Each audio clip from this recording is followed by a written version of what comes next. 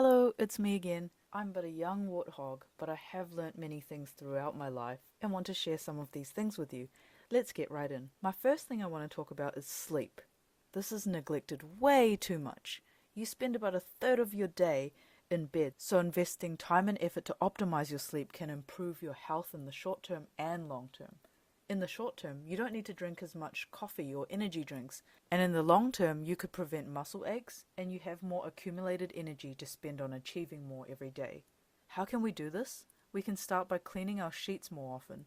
Experts recommend a weekly wash, but that is based on the average lifestyle a human experiences. You may let pets on the bed, the kids jump in after coming home from school, you might work in an industry where you're constantly covered in chemicals, or you only shower in the mornings after waking up. No matter the circumstance, the longer you wait, the more acne you may grow, the lower quality your sleep may be, and the more your hay fever may flare up. Another advice I'd like to give is to use a comfortable pillow. If there's one that's lost some stuffing or is flat from being old, your head may not be supported enough, and it may give you bad posture or achy bones. You may not notice it, but you are probably taking longer to sleep at night too. Nowadays, there is foam technology to stay firm without feeling stiff, and cooling technology to minimize sweating. The first step is to admit your sleep could be better, and then the fun part, go shopping. And lastly, as much as it sounds superficial, it's also actually important that you like your pillow, duvet, and mattress covers. Just like looking nice during the day, feeling confident and great in your own skin, your subconscious mind doesn't sleep when your body does. Your subconscious mind is scanning your environment to confirm you're safe and doing other internal work. And you would feel better if your subconscious mind likes the environment you're resting in also. And you might only notice this after it's been improved. The second one I want to talk about is having partners.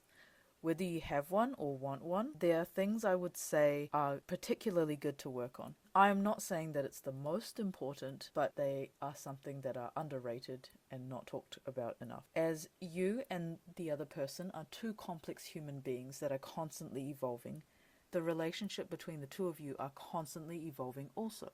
That's why the points I'm about to make are good to constantly evaluate, whether you've just started dating or have been for more than several years. I have 3 questions for you to ask yourself.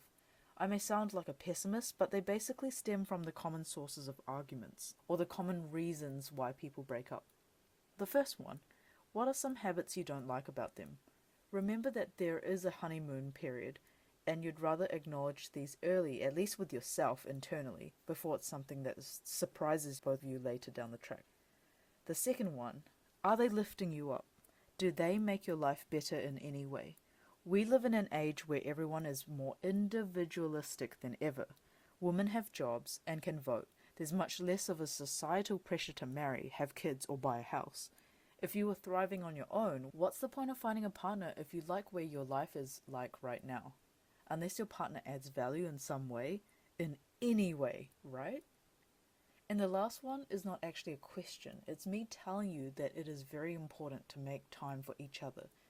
Even if it's just 3 hours of the week, if you're both very busy, there should be undivided attention, and phones should not be interrupting it. If it passes you by, be very intentional and sit each other down. It can help with life planning, hashing out misunderstandings, and ensuring you both are reassured of each other's intentions. Another thing we don't think about enough in our lives is another place that we spend a lot of time in every single day. That is the toilet. If you're fortunate enough to not have to squat over a hole, chances are you're sitting on a comfortable porcelain throne and scrolling social media or doing life admin on your phone. Think of all the great things you could be doing instead of prolonging your time in the bathroom though. If you get a little too comfortable, you're adding redundant sitting time to each day where your posture isn't the best and you're increasing your chances of growing hemorrhoids. Have you had those before? They can hurt so much. At least that's what I've heard. Another thing that I'd like to talk about is work. For work, you spend the most time for it. You're doing the work, you're traveling to and back and forth and in and out and just every day, that's what you're doing. And sometimes you think about it when you're not at work. You think about the work you need to do, whether you like your work, some drama that happened at work. And one of the ways I've realized is a healthy feeling towards work is that I feel successfully refreshed after the weekend. I'm ready to be back. I'm genuinely interested in the work and in my colleagues' lives.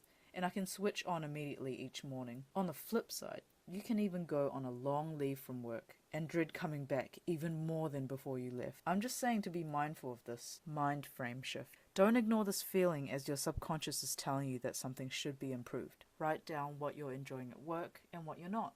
And your conclusion may be either to talk to a trusted mentor for advice, your manager if they can help you with what you lack or want to do less of, or it can even be as drastic as needing to look for a new job. Life is just too short to absolutely hate your job, especially in this day and age. And the last topic that I'd like to wrap up with is food and exercise. At the end of the day, we are input-output machines. What we put in fuels what we are capable of achieving, and it can change what we put out. Remember that sugars give you quick crashes, too much fat makes you become fat, alcohol is technically a toxin, and cigarettes increase your risk of heart attacks and lung cancer. I'm not saying you should become a nutritionist and avoid any sort of thing that's bad for you. All things can be bad for you. Moderate the treats you reward yourself and keep them as that. Treats. Put in some effort to eat fresh, nutrient food on a regular basis and be mindful of your portion sizes. Also, the amount you eat can make you feel more energized or more sluggish. Get to know your body. Yes, all of this is easier said than done, but my main point is to put intentional energy into your routines. Speaking of good routines, exercise should also be a priority. Whether it be a 5-minute daily stretch, a short lunchtime walk, or even a 20-kilometer cycle, it doesn't matter. Just make it regular, fun, and occasionally challenging. Emphasis on fun though.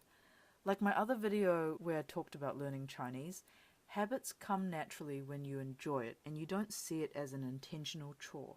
And why do we need to exercise? Well, like well-oiled metal machines, they need to be run regularly to reach its full potential. As extreme examples, there are many cars that didn't start after COVID-19 isolations. They were sitting idle for weeks or even months at a time, and they were not designed to do that. Your body is a much more flexible and fluid vessel than plastic and metal put together.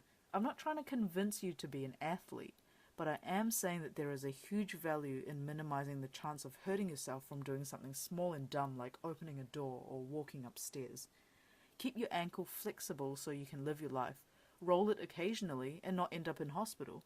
It's not a great time in there. Stretch your neck so you can check your blind spot without twisting those muscles. Thank you for listening. I hope you got something useful out of my little spiel. Until next time, bye!